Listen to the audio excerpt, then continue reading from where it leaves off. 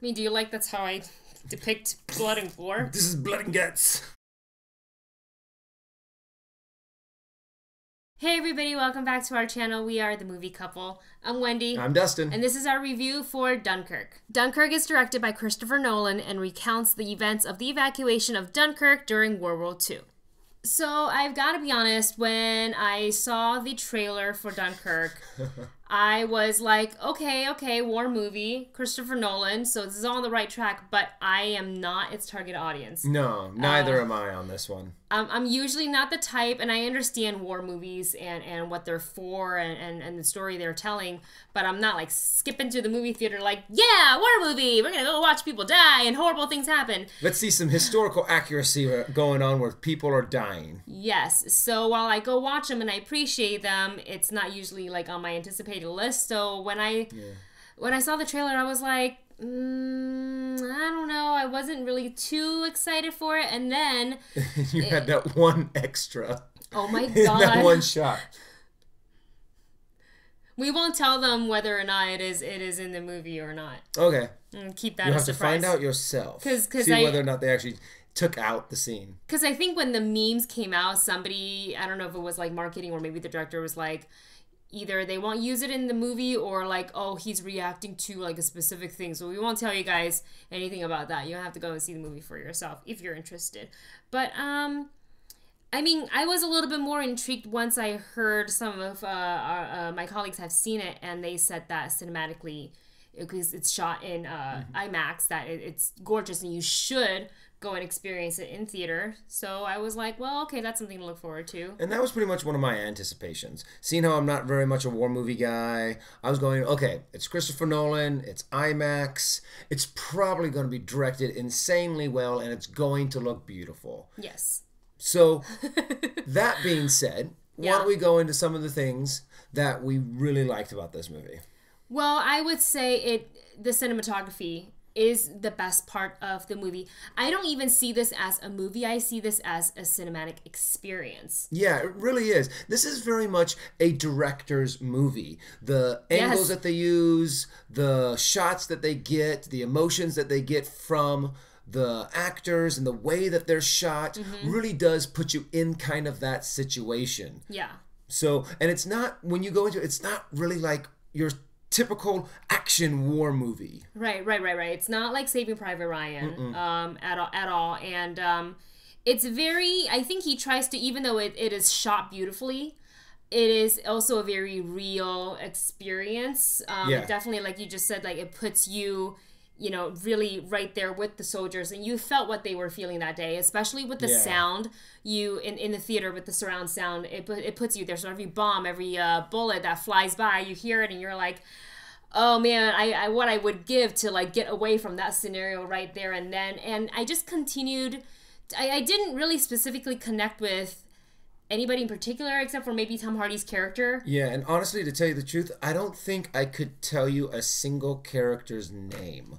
What they really seemed to focus on was more along the lines of the emotions of war. They really did focus on like shell shock, the hopelessness, the people willing to sacrifice themselves or put themselves in danger for others. Yes. That's what the emotions and what they really focused on. Yes. They didn't really focus on any specific character. They did not have one leading. I don't think there would be a lead if this was nominated for an Oscar. There's no leading actor. Right. I don't think so. It makes it a little bit more difficult to become invested in the movie. I actually also like that the choice for the director to not go dialogue heavy in this one. It definitely focuses on the emotional place of that soldier, whoever the camera is on at the moment, and the surrounding and the war versus human to human, like you and I had, you know, and like usually in war, like say Black Hawk Down, have a lot of dialogue between soldiers, and you see their relationship. Where this one, you don't see it as much, even though you felt it at the same time. You felt more of the atmosphere, of the ambiance, of what these people would be feeling where they were at. And something else that I really liked that he did, that Christopher Nolan did, is that he could have very easily have made this a very violent, very gory, people getting blown up, arms and limbs and people getting shot. Even though you do see people die, you do see people getting shot in pretty brutal ways, but you don't see the you don't see the blood splatter. The violence and gore is really toned down. I mean, do you like that's how I depict blood and gore? This is blood and guts.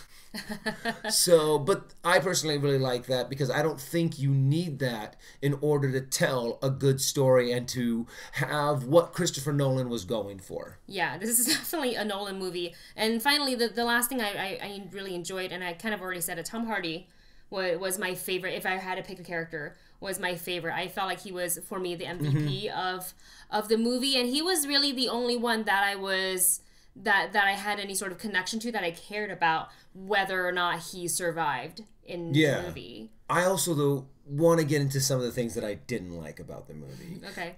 It's kind of difficult to explain, but this movie had a lot of things going against it with me just going in. One, I'm not the target audience. I am, like I said before, this is not my kind of movie.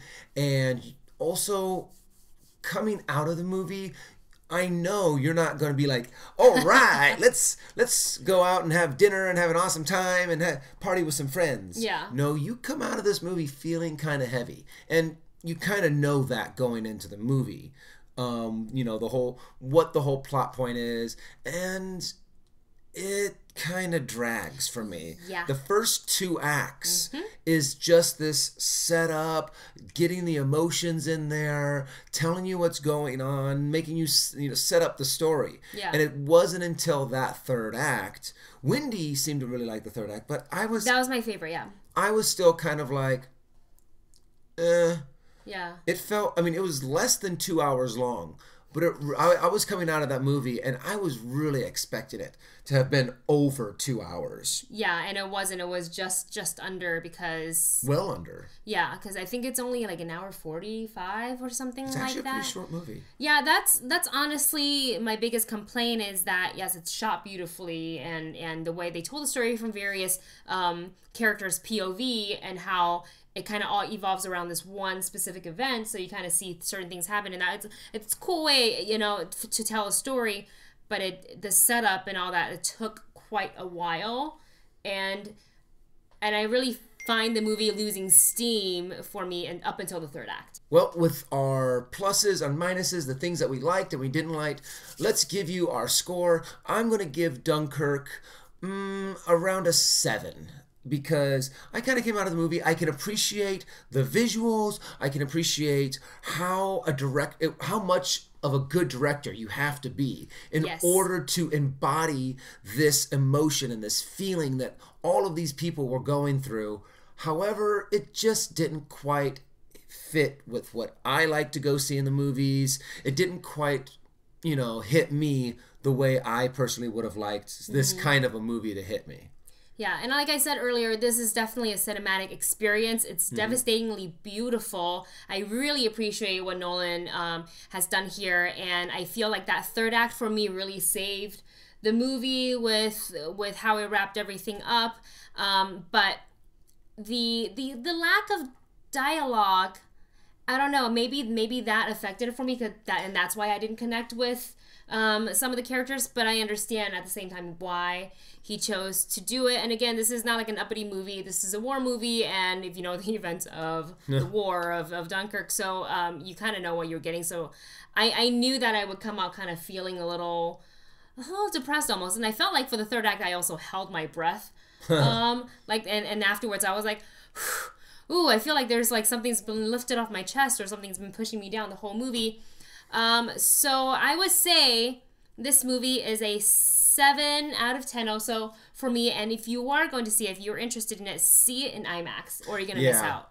Now, that's what we think. How about you guys tell us what you think? If you've seen the movie, comment below, give us our comments. And also, what is one of your favorite war movies? There's a lot of them out there, from classic movies like Good Morning Vietnam or Platoon. Or what are some of your favorites? Like, share, subscribe, and we'll see you in the next one.